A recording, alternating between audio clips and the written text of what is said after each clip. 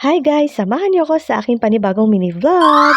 For today's video, nung March 13 pa nga itong video ito at ngayon ko wala siya naisipang mag-voice over. Dahil nga busy ang inyong person at marami nga akong ginagawa ngayon, lalo na sa susunod na linggo ay magiging busy na naman nga tayo. So ito na nga guys, ikikwento ko nga sa inyo kung ano nga ba yung naging ganap ko nung March 13. Alam niyo ba guys, itong araw na ito ay sobra talaga ang aking pagod. Kasi naman napakadami ko ang nilakad. Isa-isayin ko nga sa inyo kung ano nga yung nilakad ko. So ito nga guys, yung pinapakita ko sa inyo ay laman ng envelope na yan ay puro documents nga yan. So inasikaso ko na nga ibang documents ko dahil meron tayong procedure next week. So opo, next week na nga po yung aking procedure. So after 3 years nga maoperahan na naman tayo at sasabihin ko nga dito sa vlog na ito kung ano nga yung ooperahan sa akin.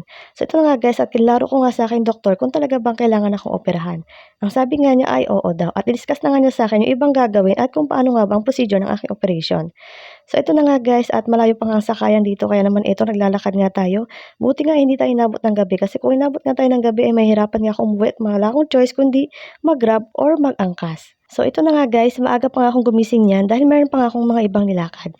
Isa nga doon yung pag-apply ko ng financial medical assistance doon sa aming lugar. So, nag-apply nga ako ng financial assistance. Maaga nga ako umalis ng bahay pero nga ito wala akong napala kaya inabot nga ako ng tanghali.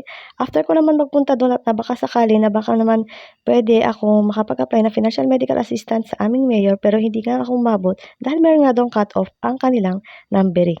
Hindi nga tayo pinagbigyan. Sana nga pinagbigyan na lang tayo. Hindi na tayo pinahirapan. Dahil alam nyo ba guys, nakailang balik nga ako doon at sayang ang aking pamasahe. Bukod sa sayang ang aking pamasahe, pagod na pagod nga talaga ako ng mga oras na yun. So ito nga guys, hindi ko nga alam dyan kung kumain na ba ako, hindi pa. Feeling ko nga ay kariman lang ata ang kinain ko diyan, nagugutom na nga ako diyan kaya nagmamadali na nga ako papunta sa sakayan para nga ako yung makauwi na.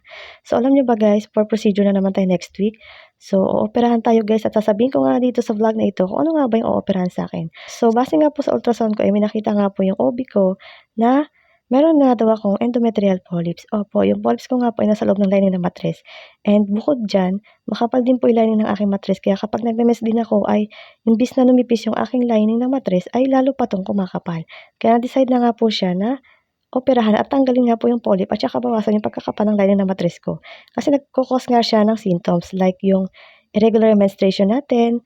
Ayan, lagi tayong meron, yung mga gano'n. Inaabot nga ako minsan ng 2 weeks, pero hindi naman sobrang lakas na as in nagda-diaper tayo. Pero meron nga time guys na nagsusuot nga tayo ng menstrual pads, yung tinatawag yung parang diaper siya. Ayan. So, susuot tayo noon kasi para nga bukod sa maging comfy tayo, kasi minsan napakalakas nga ng aking menstruation.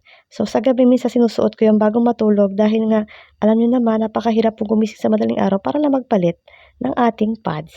So ito na nga guys, pasakay na nga ako ng jeep dyan at ito pauwi na nga tayo. Alam niyo ba guys, nasira nga yung aking cellphone. Nabura nga lahat yung aking mga videos. Sayang nga yung dami ko na nga mga videos doon. Hindi lang ako nakapag voice over dahil busy nga ako ng mga time na yon. So hanggang dito na lang guys.